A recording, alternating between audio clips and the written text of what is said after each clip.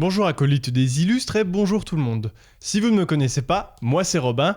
Et pour ne pas se sentir perdu sur le sujet d'aujourd'hui et des prochaines vidéos, je vous invite fortement à aller voir mes premières vidéos si ce n'est pas déjà fait. Dans la dernière vidéo, on parlait de signaux cérébraux. Aujourd'hui, et les prochaines vidéos, nous parlerons de compétences communicationnelles précises. Aujourd'hui, parlons de la méfiance et de la duperie. Selon Lee, en 2013, l'émergence de comportements de méfiance et de duperie constitue deux étapes majeures du développement socio-cognitif des enfants qui vont influencer profondément leur vie. Selon la chercheuse Xiao Pentin et ses collègues en 2018 et les chercheuses Joanna Jakubowska et Marta Bialecka-Pikul en 2019, même si des parents peuvent parfois s'inquiéter du mensonge chez leur enfant et penser que cela peut avoir de mauvaises conséquences, des études plus contemporaines affirment que la duperie pourrait avoir des effets positifs sur les capacités cognitives des enfants. Chao et ses collègues en 2019 se sont intéressés à travers une étude à court terme composée de 3 grandes tâches: échauffement, méfiance et duperie, questionnaire. À l'apprentissage donc de codes sociaux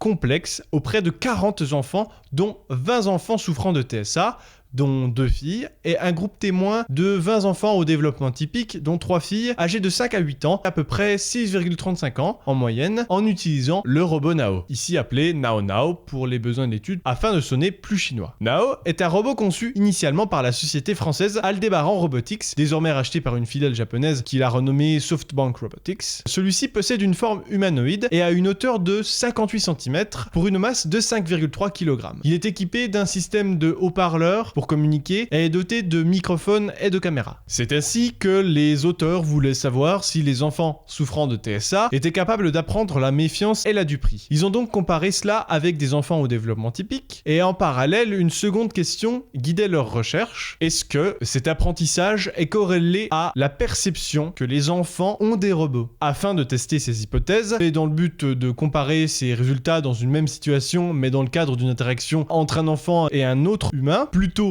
qu'avec un robot, les auteurs ont utilisé les résultats et la méthode d'une étude précédente. C'est celle de la chercheuse Yiying Yao et ses collègues en 2017. Tout d'abord, l'enfant était amené à s'échauffer en prenant l'habitude d'être en condition face au robot. Il s'agissait d'un dialogue composé de questions à poser au robot de type « Quel âge as-tu » et le robot pouvait en retour poser des questions du même type. Ensuite, l'enfant s'assoit sur un tapis en étant face à face avec Nao, tandis que l'expérimentatrice va proposer un jeu de cache-cache qui sera répété 10 fois pour chacune des 2 tâches composants, donc méfiance et duperie. Le jeu se fait à l'aide de 3 gobelets, 2 jetons et un carton modifié rendant visibles les gobelets pour la seule personne qui doit disposer les jetons sous ce dernier. Par ailleurs, ce jeu sera motivé à l'aide de prix proposés aux enfants s'ils totalisent beaucoup de jetons. La tâche de méfiance est répétée 10 fois par enfant et l'expérimentatrice va placer, comme le robot ne sait pas le faire, des jetons dans 2 des 3 gobelets cachés sous le carton, sous la vue du robot, en indiquant à l'enfant qu'il n'y a qu'un gobelet contenant un jeton. L'enfant se faisait faussement aider par le robot pour trouver le jeton, puisque Nao était programmé pour pointer à l'enfant un gobelet vide. Il devait indiquer à l'expérimentatrice, qui soulève le gobelet pour le robot, celui qu'il pense qui contient un jeton. Ensuite, c'est au tour de la tâche de duperie. Et l'expérimentatrice pose à nouveau le carton par-dessus, rendant visibles les gobelets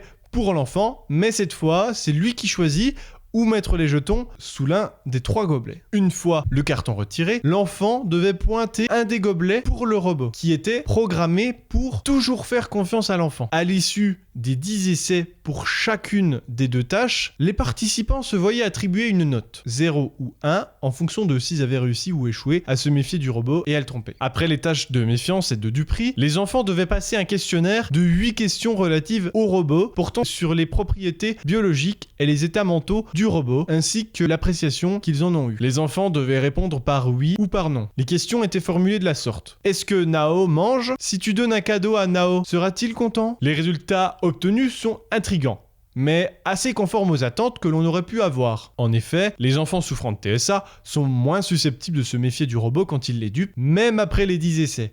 Seulement 70% d'entre eux avaient réussi la tâche contre 100% des enfants au développement typique et qui par ailleurs réussissaient alors déjà pour 85% d'entre eux dès le 3e essai. Concernant la tâche où l'enfant doit tromper le robot, on retrouve la même tendance. 90% des enfants au développement typique au 10e essai réussissaient contre 55% des enfants souffrant de TSA. Ça suggère que ces derniers ont tendance à avoir besoin de plus d'essais pour apprendre la compétence de duperie ou de méfiance confiance lors d'une interaction avec un robot. Concernant l'anthropomorphisation du robot, tous les enfants étaient à peu près similaires à l'exception de 2 questions. Les enfants atteints de TSA attribuaient légèrement plus la capacité de grandir chez le robot et le fait qu'il puisse ressentir la douleur. De ce fait, les enfants atteints de TSA sont plus susceptibles d'attribuer des pensées humaines au robot. En testant des corrélations entre pensées d'anthropomorphisation et scores dans les tâches de méfiance et de Dupri, les auteurs ont trouvé une corrélation négative, donc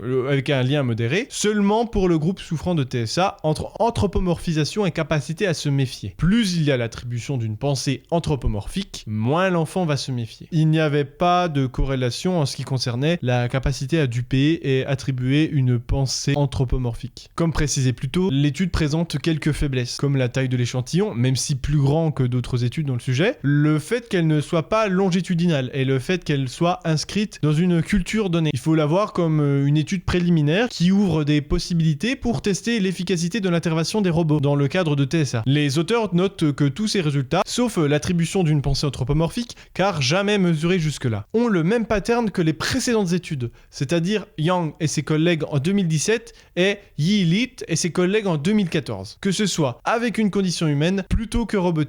Il semblerait donc que l'apprentissage de la Dupri et de la méfiance est difficile pour les enfants souffrant de TSA, mais beaucoup moins pour les enfants au développement typique. Seulement, il faut prendre en compte le fait qu'il s'agit d'études menées à court terme, parce qu'il faudrait étudier ces compétences de manière longitudinale pour voir si l'apprentissage dure dans le temps, et il faudrait reproduire plus de fois pour confirmer les résultats. Cette vidéo touche à sa fin, n'hésitez pas à vous abonner, à laisser un pouce vers le haut pour m'indiquer que ça vous a plu. La prochaine fois, on parlera enfin de l'attention conjointe et de l'imitation. On se retrouve prochainement, je vous souhaite le meilleur et à très vite.